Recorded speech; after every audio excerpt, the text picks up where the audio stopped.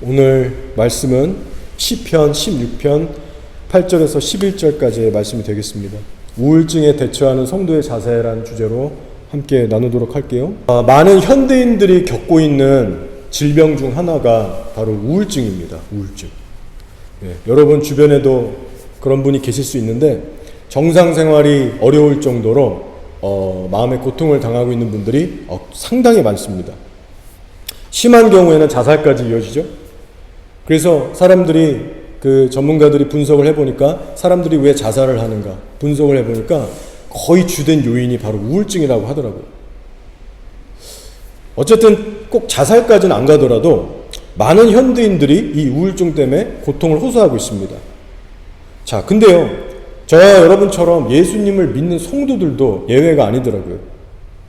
심지어는 여러분 아시겠지만 찰스 스펄전 같은 정말 목사들의 목사, 설계 황태자라고 하는 그런 영적 거장들도 우울증에 걸려서 시달렸던 그런 사례들이 있습니다. 그 외에 여러분 아시는 종교개혁의 주도 역할을 했던 마틴 루터, 존 칼빈, 존 웨슬리, 마틴 루터 킹 목사님, 이런 모든 거라산과 같은 지도자들도 다 영적 우울증을 겪었던 사람들이에요. 소위 우리보다 훨씬 더 많이 기도하고 우리보다 훨씬 더 영적으로 깨어있고 성숙하다라고 하는 소위 성령 충만한 그리스도인인데도 우울증에 걸렸다는 거예요. 그래서 오늘 어떤 조사에 의하니까 오늘날 목사들이 일반 평신도들보다 2배 이상 우울증에 걸린다는 그 확률이 이제 분석 결과가 나왔어요. 그 정도로 모르겠어요. 사역자들이 스트레스가 좀 많이 받나 봅니다. 자, 어찌됐든 이 우울증이라는 것은요, 믿음이 없어도 걸릴 수 있어요. 그리고 소위 성령 충만하냐 안 하냐, 기도 생활을 열심히 하냐 안 하냐, 이런 거랑 상관없이 걸릴 수 있는 그런 정신적인, 영적인 그런 어떤 질병입니다. 자, 그러면 우울증은 대체 왜 걸리게 되는가?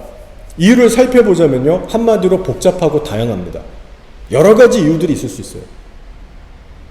찰스 스펄전 목사님이 자신이 그렇게 우울증을 겪어보고 나서 이런 얘기를 했어요. 우울증의 원인에 대해서 대충 이렇게 서머리를 하고 있습니다. 뭐라고 하셨냐면, 죄로 인해서 어떤 죄로 인해서 영적인 부분에서 비롯되는 것으로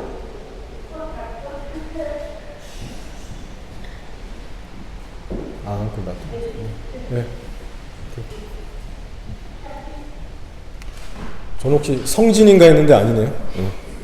다시 시작할게요. 여기 우울증 대체 왜 걸리게 되는가?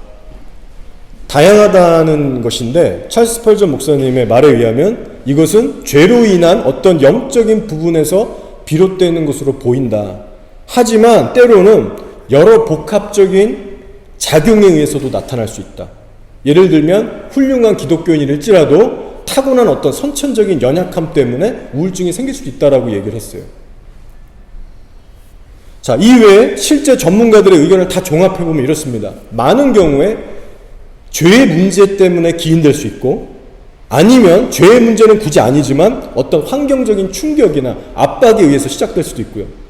또 어떤 경우에는 사단의 직접적인 공격에 의한 이런 영적인 공격에 의해서도 우울증이 생길 수 있다는 거예요. 그래서 우울증의 원인은 사람마다 다양하고 사람 따라 다를 수가 있어요. 자, 데릭 프린스라는 목사님이 계신데 여러분도 아실 거예요. 워낙 유명하신 분이죠. 지금은 천국에 계시는데 하나님의 귀한 종이었습니다. 많은 책들을 쓰셨고 저도 이분들의 저서를 좋아해서 참 많이 보면서 많이 배우고 그랬던 아주 존경받는 목사님이세요. 자, 근데 여러분 놀랍게도 이 데릭 프린스 목사님도 우울증에 걸려서 고생을 하셨습니다. 저서를 보면 자기가 얼마나 힘들었고 어려웠는지에 대한 고백들이 나오는데요. 이분의 우울증 같은 경우에는 사단의 직접적인 공격이었습니다. 영적인 거였어요. 이분이 쓴 책 중에 하나가 제목이 저희가 내 이름으로 귀신을 쫓아내며 라는 책을 쓰셨는데 그 책을 보면 자신이 어떻게 이 우울증에서 해방됐는지 자세히 기록하고 있습니다. 자, 간략하게 설명해 드릴게요. 이분이 멀쩡하게 사역을 잘하고 계셨답니다. 매주 새로운 사람들이 교회에 와서 예수님을 영접하고 막 그런 구원의 기적도 일어나고 성령님이 강력하게 역사하셔서 막 축사, 막 치유 이런 것도 일어나고 아무 문제가 없고 겉으로 보면 목회가 너무나 스무스하게 잘 되고 있었대요. 그러니까 우울할 이유가 하나도 없는 겁니다. 그런데 신기하게 내적으로 너무 그렇게 힘들다고 하던 거예요. 이분이 내적인 고통이 너무 힘든 거예요. 왠지 모를 좌절감이 들고 우울감이 찾아오고 마치 이런 목소리가 들리는 듯 했답니다. 다른 사람들은 성공할지 모르지만 너는 아니야. 이런 사단의 음성이었죠. 이것이. 그런 음성에 막 이렇게 막 짓눌리게 된 거예요. 근데 현실을 보면 하나님은 과거에서부터 지금까지 항상 선하고 신실하게 인도를 해오셨고 그 증거들이 눈앞에 있고 의심할 여지가 없는데 왠지 마음에서는 불안하고 그 하나님이 못 믿어지고 막 우울하기 시작한 거예요. 시간이 흘렀대요. 근데 이 내적 고통이 해결이 되지 않다 보니까 가장 가까운 아내하고 자녀들하고도 관계가 서먹해지고 대화가 끊어지고 그렇다고 주변에 도움을 청할 성숙한 목사님도 없고 홀로 막 고립이 돼가고 있는 거예요. 그러다가 안 되겠다 싶어서 작정해서 매주 막 시간을 정해서 금식 기도도 해보고 말씀도 막 더 열심히 보고 그러면 약간 나아지는 것 같지만 시간이 지나면 또다시 우울해져서 완전히 절망감만 더해져가는 그런 상황을 맞이하게 된 거예요. 자, 시간관계상 결론을 말씀드리면 어떻게 해결을 받았느냐. 어느 날 성령의 은혜로 이사야서 말씀을 중심으로 말씀을 묵상하면서 기도하는데 성령님이 조명해 주시더래요. 그러면서 깨닫게 된 게 이거예요. 아, 혹시 이 우울의 문제가 내 자신으로부터 기인되는 게 아니고 혹시 외부의 어떤 사단의 공격이 아닐까? 시간 관계상 다 설명을 해드릴 수 없지만 말씀의 영감을 받아서 성령의 조명이 딱 되는 순간 무거움의 영, 낙심의 영은 예수님의 영으로 떠나갈지어다 선포하고 대적하는데 거짓말처럼 그 순간 해방되게 됩니다. 자, 그러면서 이렇게 기록하고 계세요. 하늘로부터 거대한 진공 청소기 같은 것이 내려와서 머리와 어깨를 감싸고 있던 회색 안개를 빨아들였다. 동시에 가슴 언저리를 누르고 있던 압박감이 휙 떠나가면서 해방되었다. 여러분 궁금하시면 제가 책 빌려드릴게요. 없으신 분은. 자, 이분이 거짓말할 뿐이 아니죠. 근데 분명한 건 대릭 목사님이 경험했던 우울증은 사탄이 주는 영적인 공격이었다는 거예요. 그래서 오늘날 우리들이 우울증에 대한 개념을 정리할 때 이것이 뭐 영적인 것은 아니다. 그렇게나만 좀 생각하지 마라. 사람들 상처받는다. 라고만 극단적으로 할 것도 아니라는 거예요. 영적인 게 아닐 수도 있지만 이렇게 사단의 공격인 경우도 분명히 있다는 것입니다. 자, 이때 대립 목사님이 귀한 교훈을 또 남겨요. 우리가 귀담아 들어야 될 부분이 있습니다. 그게 뭐냐면 이것이 영적 전쟁이었음을 깨닫고 대적하고 해방됐어요. 그런데 그게 끝이 아니라고 하세요. 여러분 사단 마귀는 한 번 쫓겨났다고 포기하고 순순히 물러가는 사람이 그런 존재가 아닙니다. 빈집털이를 언제든지 다시 하기 위해서 주변을 맴돌면서 다시 공격해오죠. 다시 그 집을 쟁탈해서 자기가 주인 행세를 하기 위해서. 그래서 이분이 말하는 건 어느 순간부터 공격이 내 안이 아니라 밖에서 오는 걸 계속 느끼면서 자기는 끊임없이 싸워야만 했다고 고백하더라고요. 그러면서 핵심을 말씀하시는데 그 핵심이 뭐냐면 혼자 힘으로 할 수 없는 것은 하나님이 해결해 주시지만 내가 스스로 해야 하는 영역은 대신 해결해 주시지 않으신다. 이것을 깨달았다고 기록하고 있어요. 그러니까 내 쪽에서 이건 해야 된다는 겁니다. 그래서 목사님이 그때부터 어떤 훈련을 들어가셨냐면 에베소서 6장의 말씀을 붙들고 순종하는 거예요. 무슨 말씀이 있냐면 영적 전투에 대한 말씀인데 그 중에 이런 게 있죠. 구원의 소망의 투구를 써라. 구원의 소망의 투구를 써라 하는데 이 써라라는 단어를 보면 우리 쪽에서 써야 하는 거죠. 우리 쪽에서. 하나님이 옛다고 써주시는 게 아닙니다. 그때부터 이분이 뭘 했냐면 비관주의적인 생각과 싸우기 시작한 거예요. 온갖 부정적인 생각이 자기 머릿속에 들어올 때마다 사고적인 싸움을 시작한 거예요. 사고적인 싸움. 하나님이 주신 소망의 말씀을 붙들고 거기에 집중하면서 인식의 싸움을 치열하게 시작해나가요. 언제까지요? 죽는 그날까지. 그 치열한 전쟁 가운데 하나님이 맡겨주신 그 많은 사역들을 충실하게 감당하다가 하나님께로 가신 분이에요. 자, 그래서 정리하면 우울증이라는 것은 사단의 공격에 의해서도 얼마든지 발생할 수 있다. 그리고 한 번 이겼다고 끝이 아니라 말씀에 대한 구체적인 적용과 기도와 함께 자기의 사고체계부터 변화시키는 작업이 반드시 요구된다. 예, 이렇게 되겠습니다. 따라서 여러분도 왠지 마음이 울적해지고 뭔가 자꾸 이렇게 부정적으로 떨어지면요, 영적인 분별도 한번 꼭 해보시기 바랍니다. 이것이 혹시 어떤 환경적인 자연적인 것이 아니라 사단의 공격은 아닌지. 자, 교계에서, 우리나라 기독교 교계에서 우울증 분야로 유명하신 어느 신학교 교수님이 이런 조언을 해주셨는데 한번 들어보세요. 우울증 치료를 위한 인지행동 치료와 약물 치료를 구분할 것을 제안한다. 인지행동 치료는 사고를 관장하는 전전두엽을 조절하기 때문에 생각에 의한 우울을 치료하는 방법이다. 하지만 약물 치료는 전전두엽이 아닌 뇌의 번연계를 조절하기 때문에 생각을 바꾸는 방법만으로는 치유될 수 없는 부위다. 그러나 항우울제 약물 치료는 약물을 끊을 경우에는 재발률이 높은 반면에 사고를 전환하는 인지행동 치료는 재발률이 훨씬 감소한다. 예. 자, 무슨 말인지 이해가 되시나요? 한마디로 인지행동 치료가 없이는, 그것이 없이 항우울제만 자꾸 투여하게 되면 그걸로는 역부족하다는 거예요. 근본적인 치유가 어렵다. 왜요? 전두엽이라는 것이 회복되지 않기 때문에. 그리고 궁극적으로 전두엽의 기능이 회복되지 않으면 재발의 가능성은 계속해서 훨씬 높아진다는 거죠. 자, 그러면 잠시 인지행동 치료라는 것은 과연 무엇인가? 잠시 설명드릴게요. 간략하게 요점을 정리하면 인지행동 치료에서 가장 핵심적으로 맞춘 초점이 뭐냐면요, 인지하는 능력을 개발하고 키워지는 훈련법입니다. 왜냐하면 우리의 사람의 생각이라는 것이 사람의 감정과 행동, 그리고 심지어는 대인관계까지 영향을 지대하게 미칠 수 있기 때문에 인지하는 능력을 개발하게 해주는 거예요. 인지의 능력을. 예를 들면 자신의 왜곡된 생각을 찾아내는 기술법이에요. 자기에게 맞춰 있어요. 자기에게서 뭔가 잘못된 거를 인지하는 거예요. 부적응적인 믿음을 수정하는 기술이고, 예전과는 다른 방식으로 사람들과 관계를 맺는 기술을 배우는 거고, 감정을 인식하고 조절하는 기술을 배우는 것이고, 그리고 문제가 되는 행동을 변화시켜가는 기술을 익혀가는 거죠. 그리고 이런 훈련의 궁극적인 목표는 뭐냐면요, 어떤 항우울제, 약물을 의지하거나 혹은 다른 전문가들의 도움을 의지하는 것에서 벗어나서 스스로 자가치료자가 될 수 있는, 어떤 상황에서도 스스로 극복할 수 있는, 해주는 것이, 그것이 목표예요. 저는 이 자료를 보면서 그래, 이 인지행동 치료라는 것은 정말 성경적인 접근이구나 라는 생각을 해봤습니다.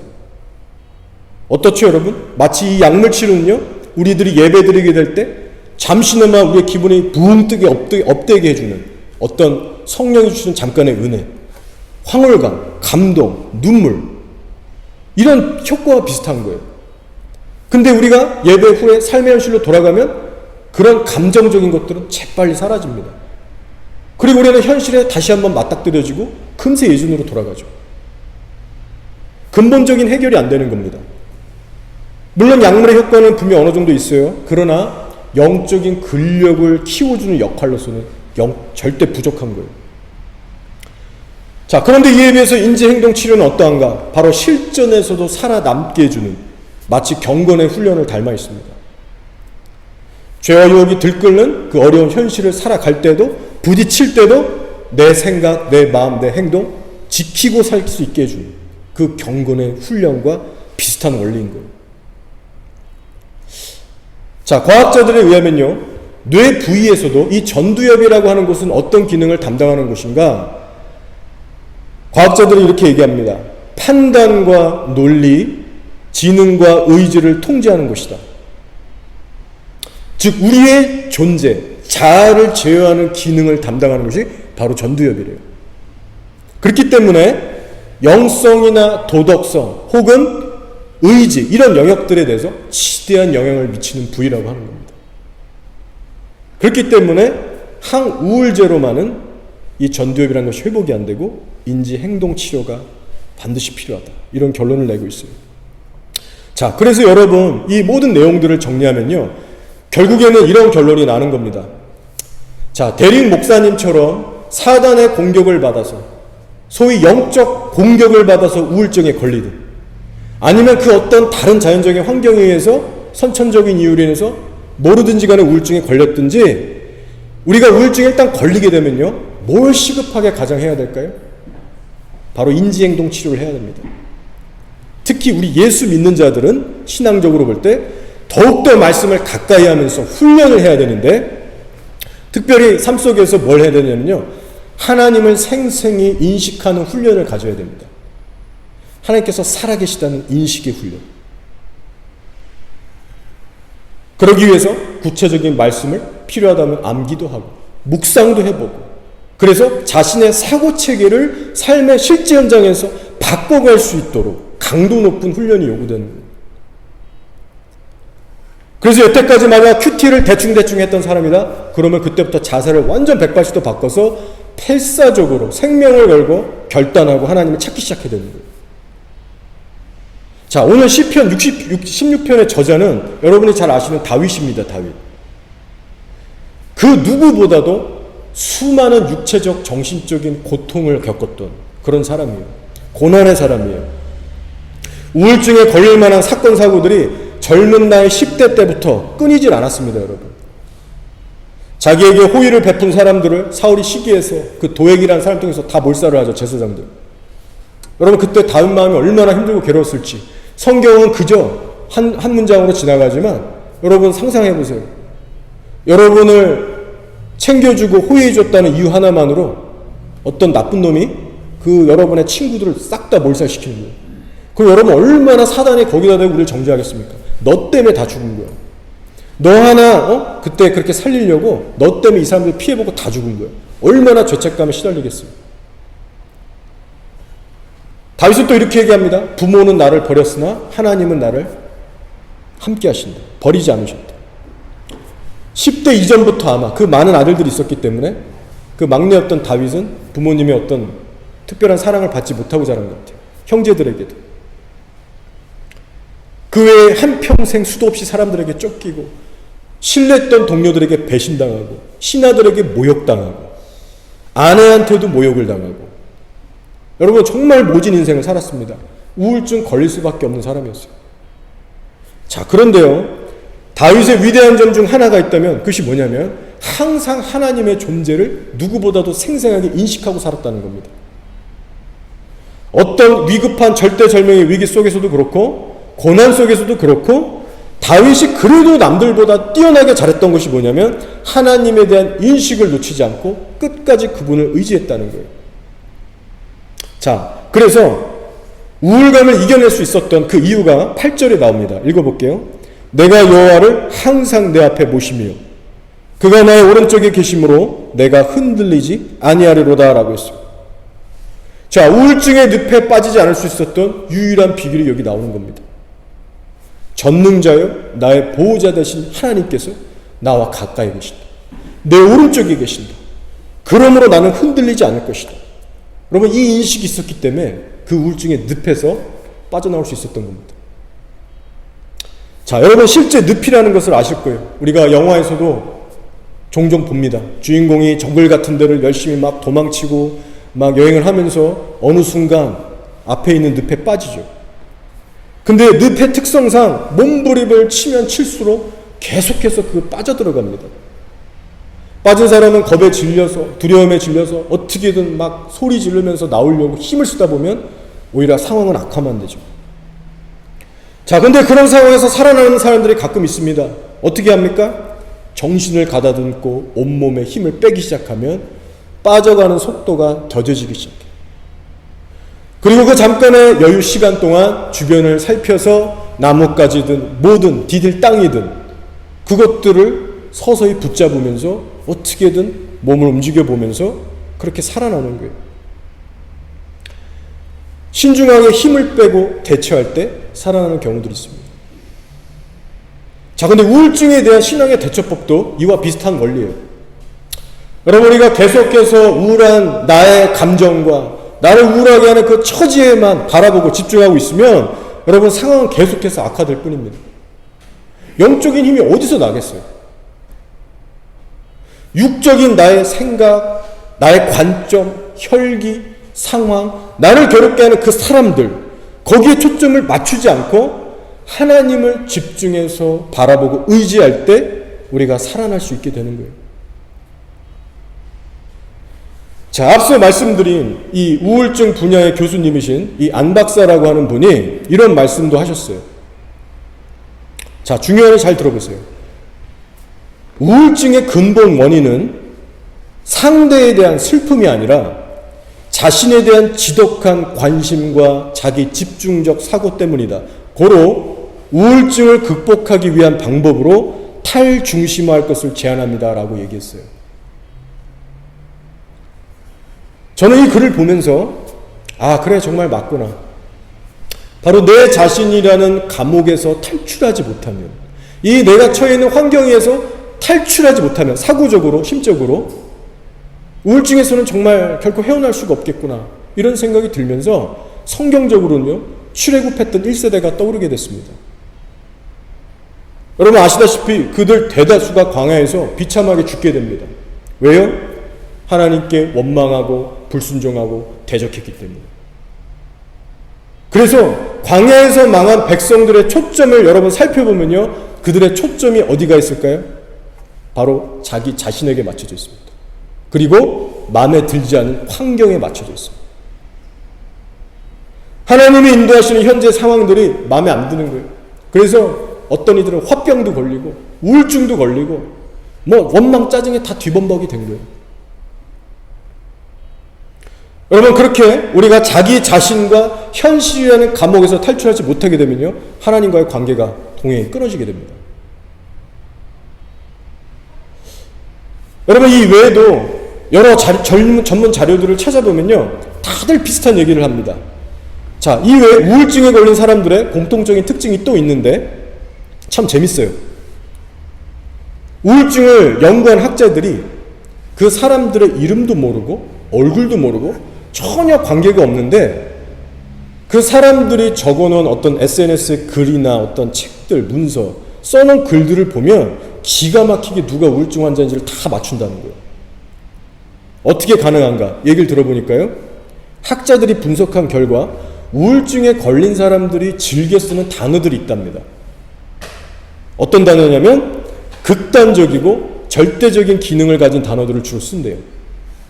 예를 들면 뭐 항상, 언제나, 아무것도, 뭐 절대, 뭐 이런 단어들이고요. 구체적으로 제가 한번 문장을 만들어 봤어요. 이런 거겠죠? 당신은 내 상황 절대 모르고 이해 못해. 항상 이게 문제야. 아무것도 도움이 안 돼. 뭐 항상 이런 식이야. 이런 문장들이 되겠죠. 그러면서 항상 자기 자신을 강조한다고 합니다. 영어로는 뭐 I, me, myself 이런 거겠죠. 항상 자기 중심적이라는 거예요. 정리하면 우울증에 걸린 사람들의 특징이 뭐냐면 현실을 바라보고 해석하는 기준이 필요 이상으로 오버하고 있고 또 지나친 피해의식을 가지고 있고 지극히 자기 중심적이라는 거예요. 제가 이 자료에 대해서 어느 목사님의 설교에서 듣게 됐는데 들으면서 아, 나는 어떠한가? 나는 사람들하고 대화할 때 어떤 단어들을 주로 쓰고 있는가? 특히 내가 마음이 좀 힘들고 어려울 때 나는 하나님 앞에서 사람들 앞에서 어떤 단어를 쓰고 있는가? 한번 돌아보게 됐습니다. 여러분, 이런 차원에서 오늘 성경의 저자 다윗이 정말 귀한 하나님의 사람이라고 저는 느껴져요. 그 이유가 무엇이냐면요, 다윗처럼 자신에 대해서 탈중심화가 된 사람이 또 없습니다. 여러분, 누구보다도 많은 고난과 어려움을 겪었어요. 그러나 다윗이 그 고난 속에서도 끊임없이 내뱉고 있는 단어가 뭔지 아세요? 하나님을 찬양합니다. 내가 하나님을 사랑합니다. 감사합니다. 하나님, 내가 주를 높여드립니다. 주를 송축할지로다. 할렐루야. 주의 공의로운 심판을 내가 믿습니다. 여러분, 고난 가운데서도 수도 없는 아름다운 시편들을 남겼어요. 하나님에 대한 아름다운 신앙의 고백들이 너무나도 많습니다. 사울에게 쫓기던 어느 날이었어요. 사울을 죽일 수 있는 기회가 2번 찾아왔습니다. 그런데 어느 날 사울의 옷자락을 가만히 베고 나서는 신앙의 양심이 찔렸죠. 그래서 어떻게 해요? 바로 회개하고 돌이켰죠. 여러분, 이것이 뭔지 아세요? 바로 현재 자신이 처한 우울하고 암담한 처지, 곧 자신을 짓누르고 있는 그 어마무시한 고난에 초점을 맞추는 것이 아니고 바로 하나님을 인식하면서 하나님께 초점을 맞추고 있는 거예요. 하나님을 인식하는 사람이에요. 여러분, 이것이 바로 저와 여러분이 본받아야 될 자아에 대한 탈중심적인 자세입니다. 이러한 영성을 우리가 갖춰 나가면 우울증도 어떠한 절망과 낙심도 우리가 극복할 수 있는 거예요. 여러분, 우리들은 다윗처럼 돼야 되지 굴 속에 그와 함께 곁에 있었던 그의 부하들처럼 돼서는 안 됩니다. 모든 부하들이 사울을 죽일 수 있는 그 기회 앞에 이구동성으로 외쳤어요. 다윗이여, 하나님께서 지금 기회를 주셔서 저 원수를 죽이라고 붙이셨나이다. 당장에 죽이소서. 여러분, 이게 뭐예요? 자기중심적인 사고입니다. 이렇게 자기중심적인 사고는요, 현실의 어려움에만 초점이 맞춰있고 자기 자신에게만 맞춰있기 때문에 문제 해결이 첫 번째예요. 항상. 그러나 다윗은 달랐습니다. 당장의 문제 해결보다도, 당장의 어떤 육신의 편안함보다도 훨씬 더 다윗이 중요시 여겼던 것이 무엇이냐? 바로 하나님을 인식하면서 내가 그분 앞에서 어떤 마음을 품고 어떤 행동을 하고 있는가, 거기에 모든 관심이 지금 있었던 거예요. 자, 여러분, 이렇게 다윗은요 진짜 하나님의 사람이었습니다. 무슨 말이냐면 다윗에게 있어서는 이 하나님이란 존재가 이론이 아니라 실제였다는 거예요. 모든 사고와 행동, 선택을 지대하게 영향을 줄 정도로. 오늘 8절의 말씀에 이렇게 나오죠. 내가 여호와를 항상 내 앞에 보시며 그가 나의 오른쪽에 계심으로 내가 흔들리지 아니하리로다. 이것이 다윗에게는 어떤 신학적인 고백이나 어떤 지식적인 차원으로 끝난 게 아니고, 여러분, 사울을 죽일 수 있었던 그 위기의 순간, 그 어려웠던 복잡했던 순간 속에서도 하나님을 생생하게 인식할 정도의 실제였다는 거예요. 그러니 이런 다윗이 멀쩡하게 평소에 살아갈 때 어떻게 살아가겠습니까? 24시간 하나님을 저 먼데 계신 분으로 그렇게 오해하고 산 것이 아니라 생생하게 내 오른쪽에 계시는 분으로 그렇게 모시고 살았다는 거예요. 자, 이렇게 하나님을 실제로 인식하고 경험했던 그 다윗이 다음 구절 9절에서 이렇게 고백하고 있습니다. 이러므로 나의 마음이 기쁘고 나의 영도 즐거워하며 내 육체도 안전히 살리니. 이 고백 역시 여러분 경험에서 나오는 고백인 거예요. 이론이나 지식적인 게 아니에요. 다윗이 하나님을 인식하면서 하나님을 가까이 섬기고 동행할 때 그 마음이 진짜 기쁘고 즐거웠던 거예요. 물론 힘들 때도 있었겠지만 이 기쁨과 즐거움을 경험하고 살았습니다. 그러면 그간 쌓였던 우울이고 화병이고 순식간에 날아가는 거예요. 다시 또 일어나서 하나님 말씀대로 살고 삶을 헤쳐나갈 수가 있는 거예요.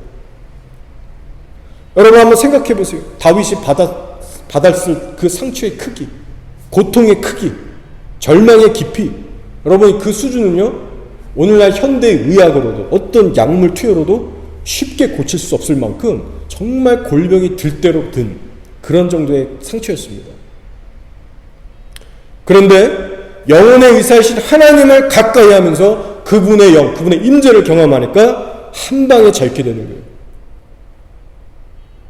그래서 성경은 이런 다윗의 고백을 지금 성경에 굳이 기록하면서 성경을 읽는 모든 사람에게 마치 이런 메시지를 던지고 있는 겁니다. 어떤 메시지냐? 바로 인생에 대한 위로는 너희들 사람에게서 찾지 마. 힘들고 지치고 우울할 때마다 하나님을 찾아야 된다. 인생에 대한 참된 위로와 만족과 기쁨은 오직 하나님께만 있느니라. 그 메시지를 강력하게 주고 있는 거예요. 고난의 사람 다윗을 통해서. 자, 여러분 기억하시기 바랍니다. 하나님께서는 때로 이해할 수 없는, 전혀 상식에 맞지 않고 나의 기대와 전혀 맞지 않은 어둠의 긴 영적 터널의 시간을 허락하십니다. 우리가 아무리 부르짖고 외치고 그래도 전혀 위로가 느껴지지 않은 그런 때가 반드시 있을 수 있어요. 똑같이 예배를 드려도 부흥회를 가도 내 옆에 있는 사람은 은혜를 받고 눈물을 흘리는데 마치 나만은 비켜나가시고 나한테는 무관심하게 느껴지는 그런 하나님을 우리가 경험할 수 있습니다. 자, 그러나 여러분 반드시 제가 말씀드리는 것은 설사 우리가 그러한 처지에 놓였을지라도 하나님 찾기를 절대 포기해서는 안 됩니다. 하나님에 대한 소망과 신뢰를 절대 잃어버리시면 안 돼요. 믿음을 가지셔야 돼요. 어떤 믿음이냐면 반드시 하나님의 때가 되면 하나님은 당신의 위로로 성도를 찾아가서 위로해 주시는 분이에요. 그래서 우리가 이 땅에 그 어떤 사람, 재물, 그 어떤 것도 의지하지 않고 하나님의 위로만으로 살아갈 수 있게끔, 그 은혜의 맛을 알 수 있게끔, 그 은혜로만 살 수 있게끔 반드시 하나님은 성도에게 은혜를 베풀어 주십니다. 시간 문제예요, 시간 문제. 그래서 우리 쪽에서 해야 할 일이 있다면 뭐냐면 그분의 때와 그분의 일하심의 섭리를 우리가 끝까지 어떤 상황에도 믿어드리고 인내하면서 기다리는 거예요. 그렇게 우리가 믿음으로 겨우겨우 버티면서 하나님과 동행을 계속해서 하다 보면요, 나중에 훗날 시간이 가서 다시 내 과거를 돌아볼 때 하나님께서 왜 그렇게만 일을 하셔야 되는가 라는 부분에 있어서 우리가 좀 더 이해를 하게 되는, 그래서 감사로 고백되는 그런 놀라운 영안이 열리게 됩니다. 자, 이런 차원에서 우울증이라는 것을 우리 믿음의 선조들은 어떻게 대처했는가 잠시 예를 살펴보고 이제 마칠게요. 자, 먼저 찰스 스펄전의 목사님 얘기를 좀 더 해보겠습니다. 자, 설교의 황태자라고 불렸던 정말 위대했던 그런 목사님인데 심각한 우울증에 시달렸다고 제가 앞서 말씀드렸죠. 배경에는 여러 가지 이유가 있었습니다. 이분의 사모님, 아내분이 몸이 너무나 안 좋으셔서 약 27년 동안 이렇게 교회당에 와서 예배를 같이 못 드렸대요. 여러분 27년이 뭐 하루 이틀도 아니고 얼마나 옆에서 그거 받아주고 함께 하느라고 얼마나 이 목사님도 힘드셨겠습니까? 재정적으로도 쉽지 않았을 거고요. 게다가 주변에 많은 목사님들, 막 교단들, 성도들이요, 이 목사님은 바른 얘기를 하는데도 불구하고 막 오해하고 비난해가지고 막 사역을 못할 정도가 되고 막 맞고 험담하고 참 마음의 고생이 많았을 거예요. 그분 몸도 아파서 사역을 장기간 쉬는 그 기간도 길었다라고 하고요. 이런저런 우울증에 걸릴 만한 이유들이 있었던 겁니다.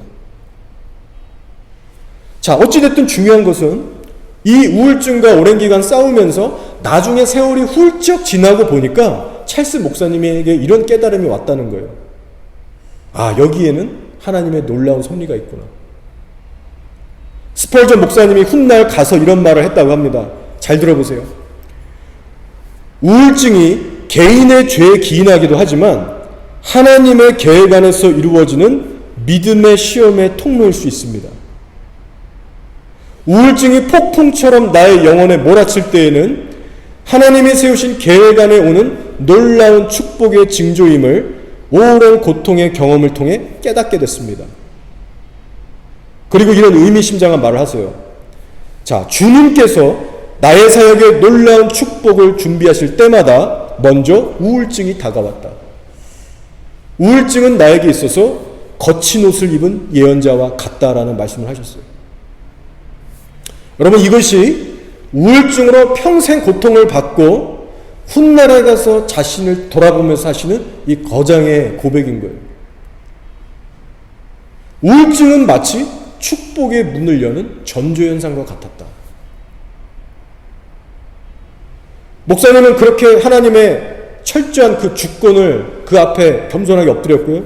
하나님의 선한 인도하심을 끝까지 신뢰하는 가운데 우울증과 계속해서 싸웠고 그 결과 신앙의 성장을 결국 이뤄냈고 또 맡겨주신 그 많은 사역을 충실하게 감당하다가 가신 거예요. 데릭 스미스 목사님처럼. 자, 성인으로 꼽히는 테레사 수녀라는 분 있죠? 여러분 아시죠? 많은 선행을 했던 성녀인데 이분도 심각한 우울증으로 고통당하셨습니다. 근데 이분도 이런 말을 남기셨어요. 아픔, 슬픔, 고통을 그리스도의 입맞춤으로 생각하십시오. 그것은 예수님께서 여러분들에게 입맞추실 수 있을 만큼 여러분이 예수님께 매우 가까이 다가갔다는 신호이기 때문입니다. 자, 이 외에 마틴 루터, 칼빈, 웨슬리, 아브라함 링컨, 마틴 루터킹 목사, 정말 수많은 신앙의 리더들이 다시 한번 제가 말씀드리지만 우울증을 거쳐갔습니다. 자, 근데 그들의 결론은 하나같이 동일해요. 뭐냐면 그 어려움의 시간 속에서 너는 오직 하나님께만 소망을 두고 하나님을 신뢰하면서 믿음으로 묵묵히 걸어가라는 거예요. 따라서 여러분, 우리가 항상 잊지 마셔야 될 것은 우리가 지금 이 땅에서 현재 당하고 있는 고통, 정신적인 거, 육체적인 거 다 포함해서 여러분, 그 모든 어려움과 고통들은요 반드시 끝이 있다는 거예요. 절대로 영원하지 않습니다. 그리고 거기에는 하나님의 놀라운 섭리가 있는 거예요. 자, 오늘 10절의 말씀입니다. 이는 주께서 내 영혼을 수월에 버리지 아니하시며 주의 거룩한 자를 멸망시키지 않으실 것입니다. 다윗이 이렇게 얘기하는 거예요. 내가 아무리 하나님께 지금 버림받은 것 같고, 그래서 내가 이런 꼴을 당하고 있는 것 같고, 정말 지옥과 같은 환경 속에서 살고 있다 해도 내가 버림받은 것이 결코 아니다. 우리에게도 이런 확신이 있어야 되는 거예요. 하나님은 그 고통의 과정까지도 선한 도구로 사용하셔서 우리의 신앙을 아름답게 빚으시는 분이십니다. 따라서 여러분, 결론이 뭐예요? 자신에 대한 것, 그리고 상황을 바라보는 그 탈중심화된 자세를 가지고 항상 옳고 항상 선하신 하나님께 우리의 전부를 드리고 신뢰하면서 묵묵히 따라가는 일입니다. 자, 이제 말씀을 정리하고 마칠게요. 마지막 구절 11절입니다. 주께서 생명의 길을 내게 보이시리니 주의 앞에는 충만한 기쁨이 있고 주의 오른쪽에는 영원한 즐거움이 있나이다. 자, 너무 귀한 말씀인데 첫 부분에 뭐라고 하시냐면 주께서 생명의 길을 내게 보이신다라고 말씀하고 있어요. 뭐라고요? 생명의 길을, 곧 내가 살 길을, 영적으로, 심적으로, 모든 면에서 내가 살 길을 내게 가르쳐 주시고 그 길로 인도하신다는 거예요. 우리의 목자 되시기 때문에. 우리 죽지 않는다라는 거예요. 내가 사망의 음침한 골짜기를 가고 있는 것 같지만, 우울의 바닥을 치고 있는 것 같지만 성령님은 우리에게 계속해서 생명의 그 살길, 회복의 길로 인도하고 계신다는 거예요. 따라서 여러분의 감정이 어렵고 힘들 때마다, 현실이 막막해서 믿음이 약해지고 정말 방황이 될 때마다 여러분도 이 말씀을 붙드시면서 주님의 인도를 신뢰하고 구하시길 바랍니다. 자, 더 나아가서 우리 하나님 어떤 분이신가요? 말씀에서처럼 길의 안내자 역할만 하시는 분이 아니라 충만한 기쁨과 즐거움까지 주시는 분이십니다. 왜요? 그게 그분의 속성이기 때문에. 말씀에 이르기를 주의 앞에는 충만한 기쁨이 있고 주의 오른쪽에는 영원한 즐거움이 있나이다. 여러분, 마르지 않은 기쁨과 즐거움은 오직 하나님께만 섞여 있습니다. 근데 성도들에게 그것을 맛보게 하시는 거예요. 이 땅에서 살 때에도. 실제 하나님을 가까이 했던 다윗은 이 하나님에게 속한 기쁨과 즐거움을 맛보면서 살았기 때문에 그 모든 역경을 이길 수가 있었어요. 사랑하는 교회 여러분, 진리는 분명합니다. 세상이 주는 기쁨과 즐거움은 어떻죠? 우리가 아무리 맛을 봐도 결국에 남는 건 허탈하고 우울감밖에 없어요. 또 다른 것을 찾아 헐떡이게 돼 있어요. 그러나 우리 하나님이 주시는 기쁨은 이와 감히 비교할 수가 없습니다. 따라서 저 여러분이 뭐를 해야 될까요? 그 하나님께 속한 기쁨과 즐거움을 우리가 날마다 얻기 위해서 우리가 어떻게 해야 됩니까? 바로 다윗처럼 간절하게 찾고 의지하고 예배드려야 됩니다. 이 세상에 그 어떤 것 여러분 의지하지 마시고 하나님을 간절히 목말라 하시면서 날마다 하나님을 찾으시기 바랍니다. 우리가 열정적으로 그분을 찾고 섬기고 기도하다 보면 설사 우리가 이해할 수 없는 고난을 긴 시간 동안 허락하신다 할지라도 그분이 주시는 이따금씩의 위로와 기쁨과 소망을 반드시 경험하게 될 줄 믿습니다. 그렇게 되면요, 이 고통과 괴로움 투성인 이 인생살이 속에서도 우리가 건강한 마음의 부자로 끝까지 살아낼 수가 있어요. 자, 오늘 말씀을 통해서 이 우울증이라는 질병을 특히 우리 믿는 자들은 어떻게 바라봐야 되는가? 그리고 특히 그 우울증이라는 것이 나를 괴롭히기 시작할 때 우리는 어떻게 대처해야 하는가? 그에 대한 답을 어느 정도 좀 나눈 것 같습니다. 결론적으로 여러분, 하나님 항상 바라보고 의지하기 바라시고, 혹시라도 여러분 주변에 마음이 이렇게 울적하고 우울증 같은 걸로 고통받고 있는 그런 지체들이 계시면 여러분 그들에게 어떤 정죄나 혈기로 대하지 마시고 주님의 사랑과 지혜로 서로 잘 보듬고 챙기면서 그렇게 하나님 안에서 우리 같이 걸어갈 수 있는 그런 지혜롭고 성숙한 저 여러분 모두가 되기를 주의 이름으로 축복하며 권고해 드립니다. 아멘.